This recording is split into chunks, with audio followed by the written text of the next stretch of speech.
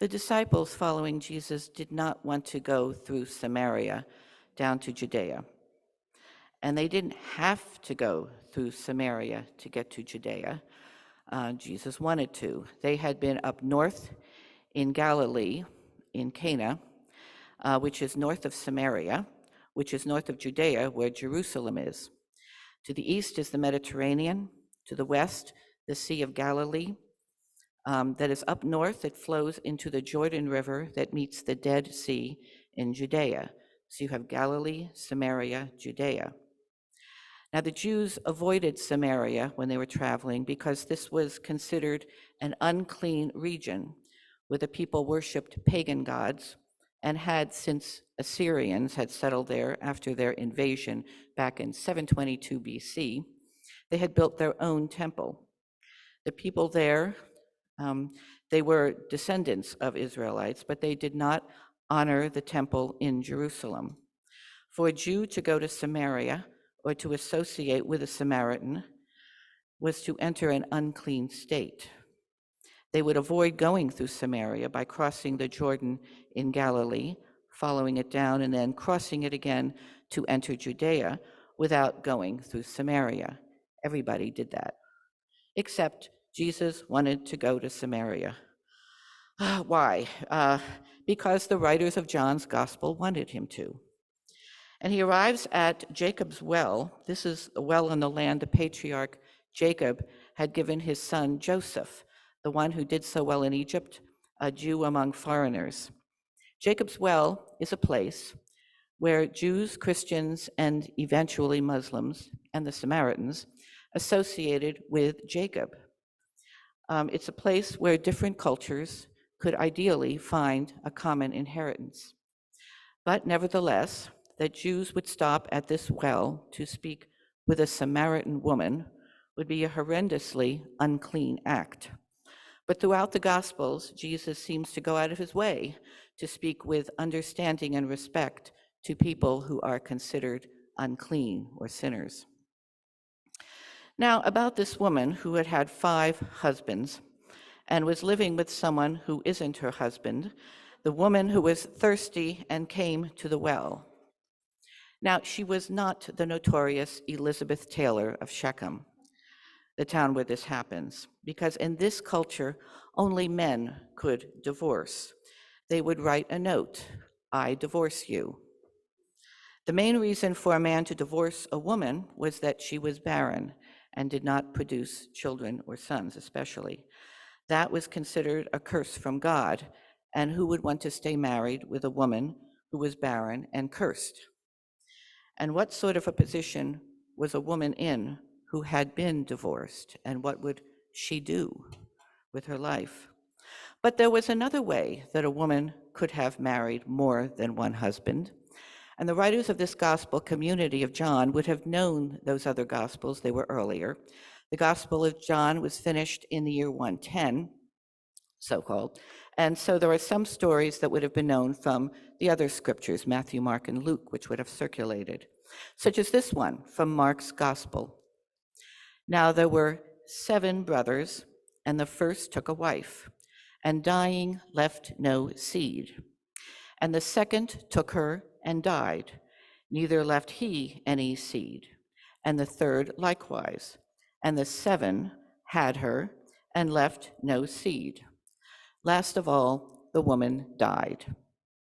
Now, in Mark's gospel, this was a trick question that the Pharisees and Sadducees posed to Jesus.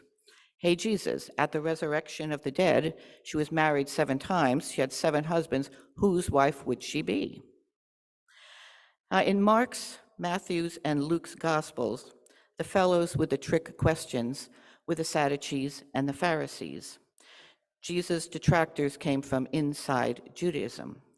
But by the time of John's gospel, there'd been a break between Christians and Jews, which is why John's gospel seems so harsh about the Jews, and why in our own time, that gospel has been accused of being anti-Semitic. This story was to show how Jesus' story was for all people and not just the Jews.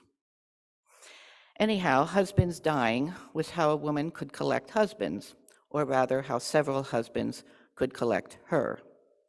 And by the way, if this woman was in any way notorious, why would anyone take whatever she had to say seriously? Because obviously, the people of Samaria loved her story, or of that town. And speaking of husbands, I don't know if anyone caught this, but this story, coming to a well, etc., is a story that might be familiar. If you know the Old Testament, you might recognize this type of story. It's about a man who comes and sits at a well. He meets a woman getting water, or perhaps a group of sisters, and they talk. And after that, the woman or the women, they run off filled with excitement. And one of these women becomes the man's wife. Or the man could be represented by a servant as well. Now, this happens in Genesis chapter 2, when Abraham sends his servant to find a wife for his son Isaac. And the servant came to a well, and he asked Rebekah for a drink. And guess who Isaac married? Rebekah.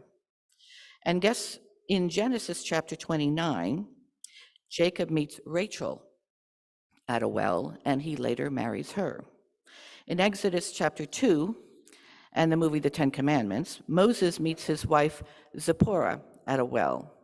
And now we have Jesus sitting at a well and talking to a woman who, after talking to him, runs off filled with excitement. So what are we to make of that? Is this that kind of story? Is Jesus a bridegroom? Yeah.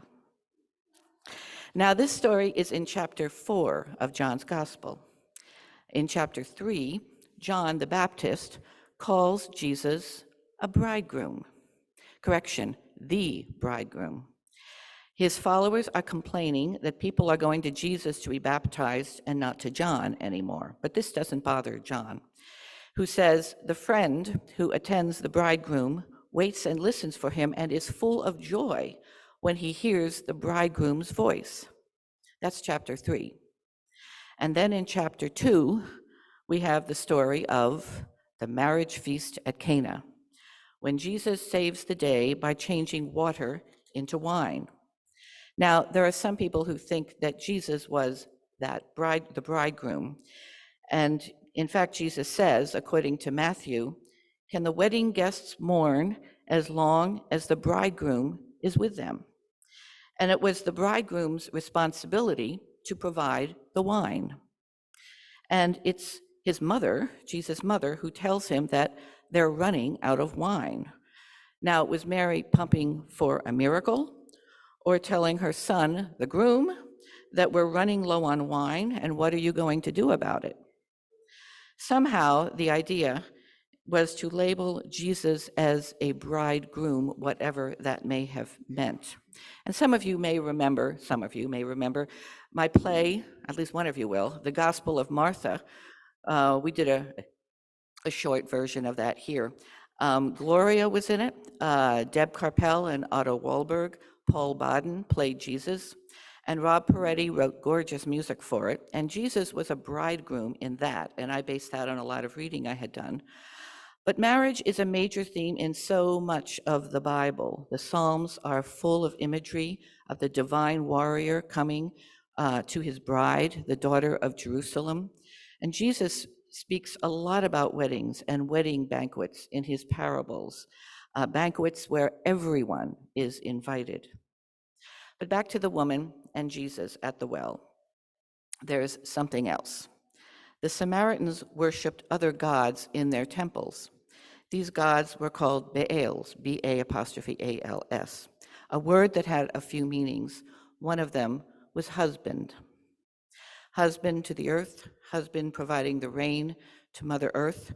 God provided the water to nourish the female earth, and that produces food, life for the people. And this thought is all over the ancient world. And there were in the temple some women, priestesses, if you like, who were considered the wives of these gods. And in this story, then, Jesus may have been referring to those gods as being her husbands. And the one who was not a husband, well, that could have represented her searching for something else. She was obviously thirsty for something in a literal, but it could have been a symbolic thirst. And Jesus is the symbolic water here.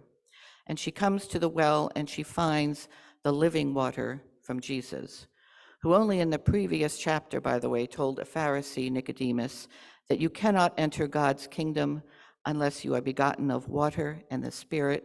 And here, Jesus tells the woman, whoever drinks the water I give will never be thirsty.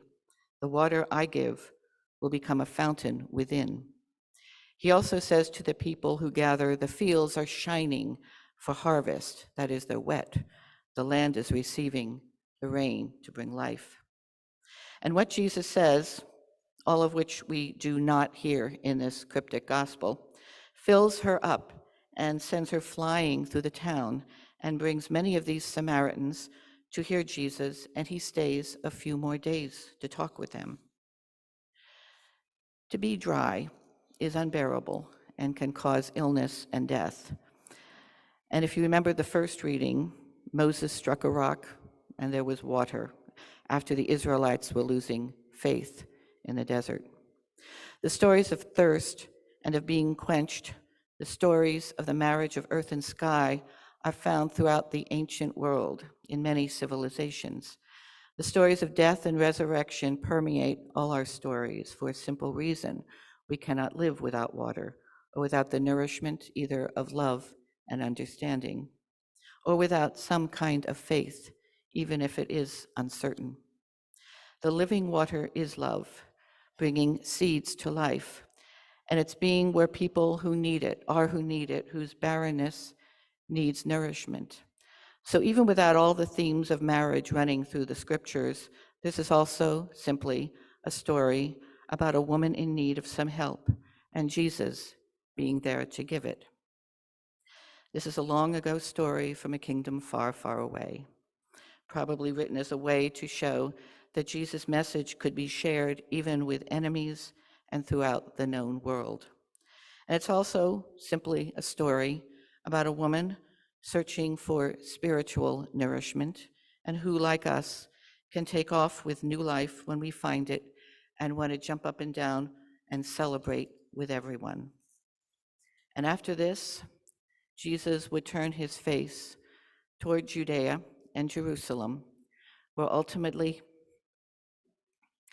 a frenzied mob filled with political and religious zeal would demand that he be crucified.